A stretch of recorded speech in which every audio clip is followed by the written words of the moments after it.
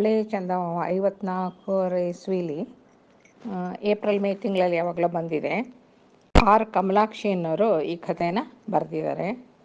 ಇದರ ಹೆಸರು ಮಂತ್ರಿಯ ಯುಕ್ತಿ ಅಂತಿದೆ. ಮಂತ್ರಿಯ ಯುಕ್ತಿ.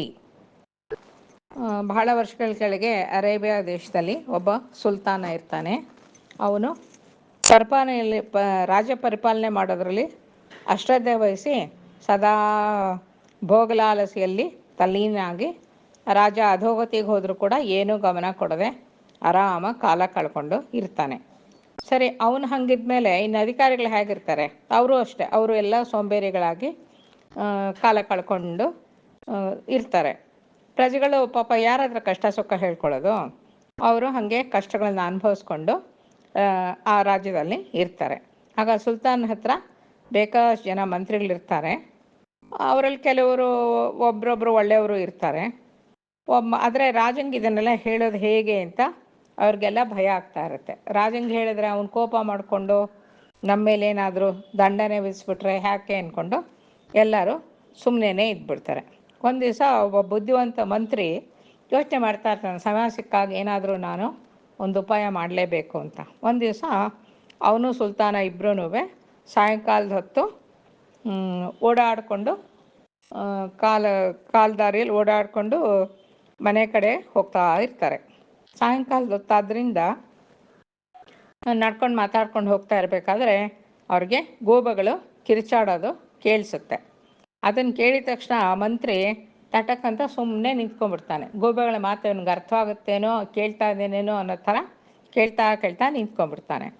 ಆಗ ಸುಲ್ತಾನಂಗೆ ಆಶ್ಚರ್ಯ ಆಗೋಗುತ್ತೆ.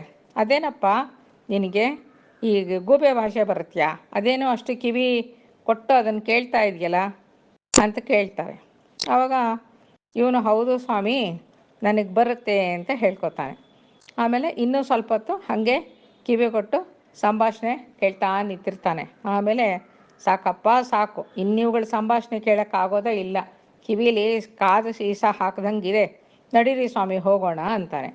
ಆವಾಗ ರಾಜ ಕೇಳ್ತಾನೆ, ಸುಲ್ತಾನ ಏನಪ್ಪ ಏನು ವಿಷಯ ಮಾತಾಡ್ಕೋತಾ ಇದೆ ಅಂತಾನೆ.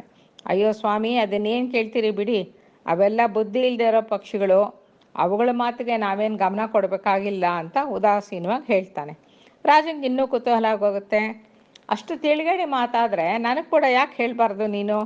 ನಾನು ಕೇಳಬೇಕು ತಾನೆ. ಆ ಕೇಳೋದ ಆಗ ಮಂತ್ರಿ ಹೇಳ್ತಾನೆ, ಕರ್ಣಕಠೋರವಾಗಿದೆ, ಆ ಸತ್ಯವನ್ನು ನನಗೆ ಕೇಳೋಕ್ಕೆ ಇಷ್ಟ ಆಗಲಿಲ್ಲ, ನಿಮಗೂ ಇಷ್ಟ ಆಗಲ್ಲ ಸ್ವಾಮಿ ಅಂತ ಹೇಳ್ತಾನೆ. ಪರವಾಗಿಲ್ಲ, ಅಷ್ಟು ಕೀಳುಮಟ್ಟದ ಮಾತಾಡಲಾದ್ರೂ ಆ ಗೂಗಳನ್ನು ಹಿಡ್ಕೊಂಡು ದಂಡಿಸೋಣ, ಯಾಕೆ ಹಿಂಗೆ ಮಾತಾಡಿದ್ರಿ ಅಂತ. ಅವೇನು ಮಾತಾಡೋದು ಅಂತ ನನಗೆ ಹೇಳು ಅಂತ ಸುಲ್ತಾನ ಕೇಳ್ತಾನೆ. ಹಾಗಾದರೆ ಕೇಳಿ ಸ್ವಾಮಿ, ಆ ಗೂಬೆಗಳು ಸಂಬಂಧ ಬೆಳೆಸಬೇಕು ಅಂತಿದೆ. ಹೆಣ್ಣುಗೂಬೆ ತಾಯಿ ಗಂಡುಗೂಬೆ ತಾಯಿಗೆ ವರದಕ್ಷಿಣೆ ವಿಷಯ ಮಾತಾಡ್ತಾ ಇದ್ದಾರೆ. ಆ ಗಂಡುಗೂಬೆಯ ತಾಯಿ ತನ್ನ ಮಗನಿಗೆ 50 ಹಾಳುಬಿದ್ದ ಗ್ರಾಮವನ್ನು ವರದಕ್ಷಿಣೆಯಾಗಿ ಕೊಡು ಅಂತ ಕೇಳ್ತಾ ಇದೆ. ಅದಕ್ಕೆ ಹೆಣ್ಣುಗೂಬೆ ಏನು ಹೇಳ್ತಾ ಇದೆ ಅಂದರೆ, ಅಯ್ಯೋ ಈ ರಾಜ್ಯದಲ್ಲಿ ಬೇಕಾದರೆ 500 ಗ್ರಾಮ ಬೇಕಾದರೂ ಕೊಡ್ತೀನಿ ಅಂತ ಹೇಳ್ತಾನೆ. 500 ಪಾಳುಬಿದ್ದ ಗ್ರಾಮಗಳು ನಿನಗೆಲ್ಲಿ ಸಿಗುತ್ತೆ ಅಂತ ಗಂಡುಗೂಬೆ ತಾಯಿ ಪ್ರಶ್ನೆ ಮಾಡ್ತಾ ಇದೆ. ಅದಕ್ಕೆ ಹೆಣ್ಗೂಬೆ ತಾಯಿ ಏನು ಹೇಳ್ತಾ ಇದೆ ಅಂದರೆ, ಸುಲ್ತಾನರ ಪರಿಪಾಲನೆಯಲ್ಲಿ ಹಾಳುಬಿದ್ದ ಗ್ರಾಮಗಳಿಗೆ ಏನೇನೂ ಕೊರತೆ ಇಲ್ಲ ಅಂತ ಹೇಳ್ತು ಅಂತ ಇಷ್ಟು ಹೇಳಿಬಿಟ್ಟು ಮಂತ್ರಿ ಸುಮ್ಮನೆ ಆಗೋಗ್ತಾನೆ. ಸುಲ್ತಾನಂಗೆ ಇವನೇನು ಹೇಳಕ್ಕೆ ಬಂದ ಅಂತ ಅರ್ಥ ಆಗೋಗುತ್ತೆ. ಸುಲ್ತಾನ ಏನೂ ಮಾತಾಡಲ್ಲ. ಆಮೇಲೆ ಇಬ್ಬರು ಅರಮನೆಗೆ ಹೊರಟೋಗ್ತಾರೆ. ಆಮೇಲೆ ರಾಜನಿಗೂ ಅರ್ಥ ಆಗುತ್ತೆ ಇವನೇನು ನಾಟಕ ಆಡಿದ್ದು ಯಾಕೆ ನನಗೆ ಅಂತ. ಆಮೇಲೆ ಅವನು ಮಂತ್ರಿ ಸ್ವಲ್ಪ ಹೊತ್ತಾದ್ಮೇಲೆ ಹೇಳ್ತಾನೆ, ಆ ಗೂಬೆಗಳನ್ನು ದಂಡಿಸ್ಬೇಕಲ್ವ ಪ್ರಭು, ಇಂಥ ಅಯೋಗ್ಯ ಮಾತು ಹೇಳಿದ್ದಕ್ಕೆ ಅಂತ ಕೇಳ್ತಾನೆ. ಆವಾಗ ಸುಲ್ತಾನ ನಗ್ತಾ ಹೇಳ್ತಾನೆ, ನಿನ್ನನ್ನು ಇಂದಿನಿಂದ ಪ್ರಧಾನಮಂತ್ರಿಯಾಗಿ ಮಾಡ್ತೀನಿ, ಆ ಗೂಬೆಗಳಿಗೆ ನಮ್ಮ ರಾಜ್ಯದಲ್ಲಿ ಯಾವ ವರದಕ್ಷಿಣೆಯೂ ಸಿಗಬಾರ್ದು, ಆ ಥರ ನೀನು ಆಡಳಿತ ನೋಡ್ಕೋಬೇಕು ಅಂತ ಹೇಳ್ತಾನೆ. ಸರಿ, ಮಾರನೇ ದಿನ ಬುದ್ಧಿವಂತ ಮಂತ್ರಿ ಪ್ರಧಾನಮಂತ್ರಿ ಆಗಿಬಿಡ್ತಾನಲ್ಲ ಅಲ್ಲಿ.